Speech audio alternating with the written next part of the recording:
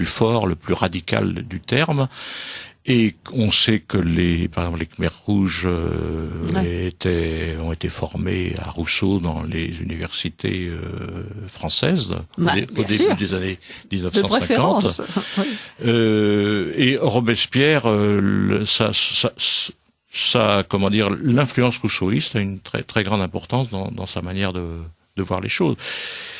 C'est d'autant plus frappant que Robespierre, comme il est assez connu, mais c'est peut-être pas suffisamment connu d'ailleurs, Robespierre a très violemment attaqué la plupart des philosophes des Lumières, les autres philosophes des Lumières, dans une circonstance très solennelle, puisque c'est le discours du 18 Floréal en 2, qui est le discours le plus spiritualiste de Robespierre, celui qui justifie le décret du 18 Floréal en 2. Le peuple français reconnaît l'existence de l'être suprême et l'immortalité de l'âme. Et il a une attaque extrêmement violente contre les philosophes matérialistes des Lumières. Or, le matérialisme des Lumières n'est pas une aile extrême. C'est mon expérience des sources qui me conduit à le dire. C'en est le centre de gravité, dont certains peuvent être plus ou moins éloignés, mais c'est le centre de gravité. Et c'est ce que Robespierre épingle avec beaucoup de vigueur. Lui-même est assez ambigu parce que Rousseau est ambigu. Et Rousseau est beaucoup plus contaminé de matérialisme des Lumières qu'on ne croirait, alors qu'il se croit hyper spiritualiste et que bien de ses propos le sont et que en gros il l'est. Néanmoins, il est contaminé par cela, si bien qu'on retrouve ça également chez Robespierre, qui d'un élan spiritualiste retombe très rapidement dans le même discours sur un utilitarisme religieux. Et de toute façon, c'est utile à la société, ce qui est déjà la logique du concordat de Bonaparte, évidemment.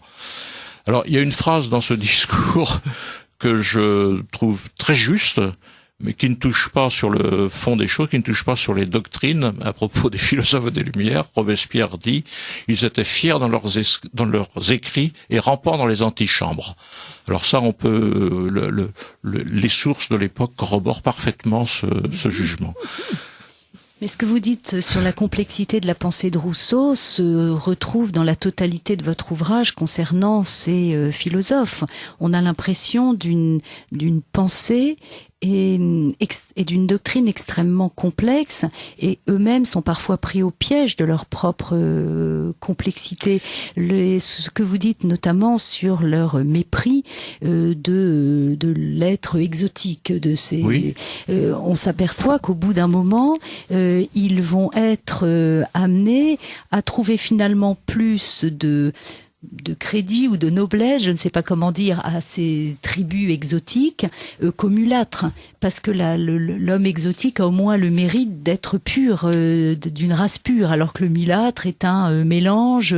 Oui, il y a ça on trouve ça chez certains.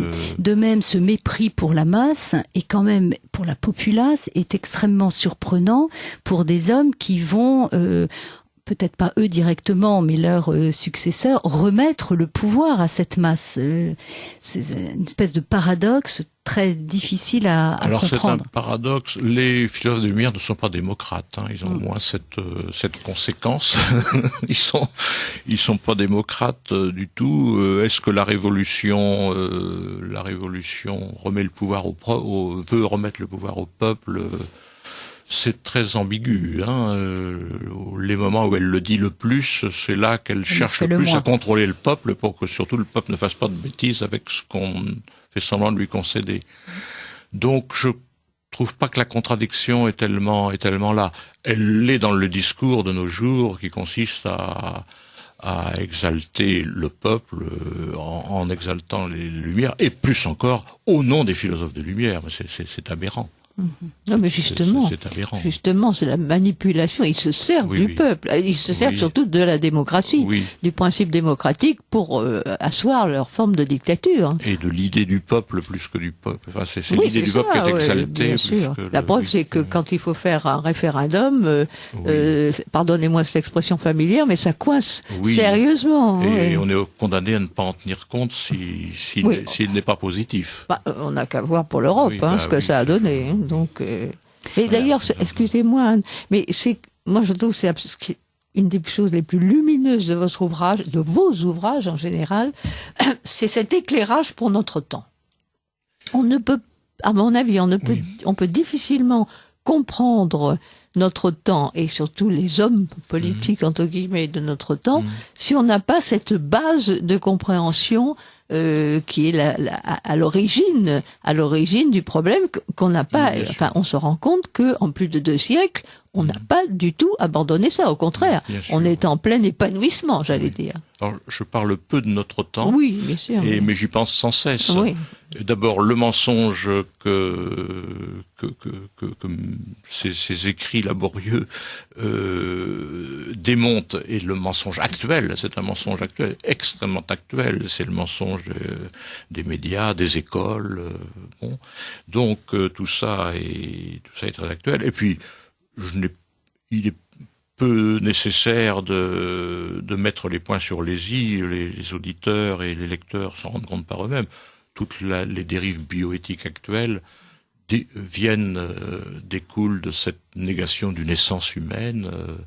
À partir du moment où il n'y a pas d'essence de l'homme, on comprend très bien que l'humanité de l'embryon soit pas reconnue. Il y a une logique. En tout cas, ça aide beaucoup. Ça ne peut qu'aider beaucoup, etc.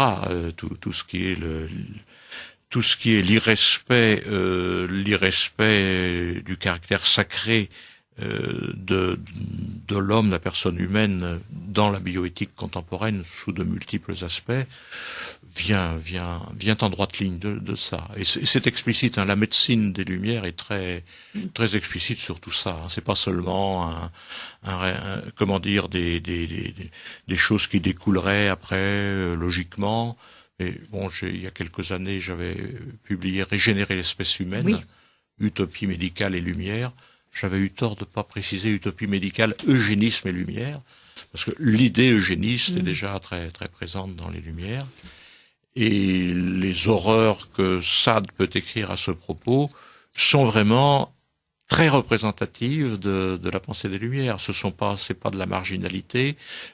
Sade, c'est le ver grossissant des Lumières. C'est le cas limite. Donc, c'est chez lui qu'on trouve au maximum certains traits des Lumières. Qu'il ait cru à ce qu'il écrivait ou qu'il n'y ait pas cru, parce que peu importe, s'il y a cru, il est un très bon représentant du siècle. S'il n'y a pas cru, le fait qu'en poussant à la limite les choses du siècle, il écrit ces choses-là a la même signification pour l'historien. Le témoignage est là.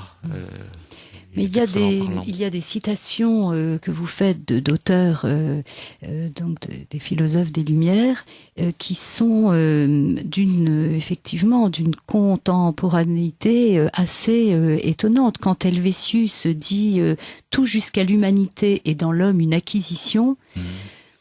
Oui. Famille de médecins, Helvétius. Oui. Son père et son grand-père étaient médecins, puisque son père était le médecin de Marie Lesinska. Oui. Ce qui montre qu'il n'était pas éloigné d'un service de cour. Les grands médecins matérialistes des Lumières sont très proches, soignent les rois. Enfin, Oui, il ne faudrait pas croire que dans les familles royales, on se soit toujours entouré de personnes et de formateurs, qui forment les enfants royaux, bien sûr. Tout à fait dans la ligne souhaitée par les parents, j'allais dire. C'est frappant. Enfin, on voit bien, par exemple, Michelet forme la princesse Clémentine, la plus jeune des enfants de Louis-Philippe et de Marie-Amélie, alors que Marie-Amélie est une femme extrêmement pieuse.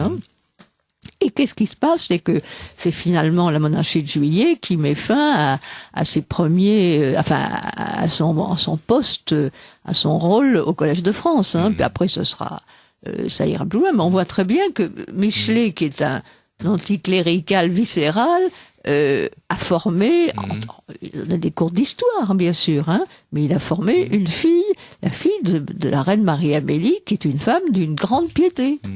Donc on voit bien que ce n'est pas le seul exemple, certainement. Oui, et au XVIIIe siècle, c'est assez net, quoi, l'osmose entre un certain nombre des plus grandes familles et puis ce personnel des philosophes à travers des postes de précepteurs ou de lecteurs ou de bibliothécaires, ou tout simplement quand ces gens-là ont suffisamment de richesse personnelle comme relation, ce qui est le cas de Voltaire, eh bien c'est très marqué, oui. Mais Helvétius est un fermier général. Oui, c'est un fermier général, donc c'est un des grands privilégiés de l'Ancien Régime. C'est un seigneur qui a son château de Voré dans le Perche et qui est quelqu'un qui profite parfement de tout. Établi. Comment? Il est établi c'est un notable établi. Tout à fait. Et d'ailleurs, il est, je faisais allusion à l'attaque de Robespierre tout à l'heure, Helvétius est l'objet d'un traitement particulier par Robespierre sous la Révolution. En décembre 92, au Club des Jacobins, Helvétius fait descendre le buste d'Helvétius et le fait briser. Parce qu'il est matérialiste et parce que les matérialistes attaquaient, il est matérialiste encyclopédiste, ce qui pour très approximativement, en tout cas pour Robespierre, veut dire à peu près la même chose. Et c'était les gens qui étaient coupables d'avoir attaqué Rousseau. Ce qui était largement vrai, même si Rousseau, sa manie de la persécution lui faisait exagérer tout ça. Donc la réalité, à défaut d'être inextricable, elle n'est pas inextricable, mais elle est un peu composée, c'est certain. Alors, s'il y a une acquisition possible d'une forme d'humanité, comment, pour ces philosophes des Lumières, peut-on progressivement devenir un homme? Ah, ça, alors...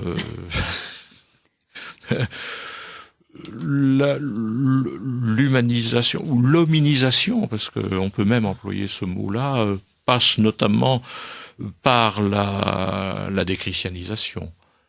Et là, les philosophes, notamment quelqu'un comme Voltaire, sont en proie à une contradiction, à une tension interne qui peut faire une contradiction.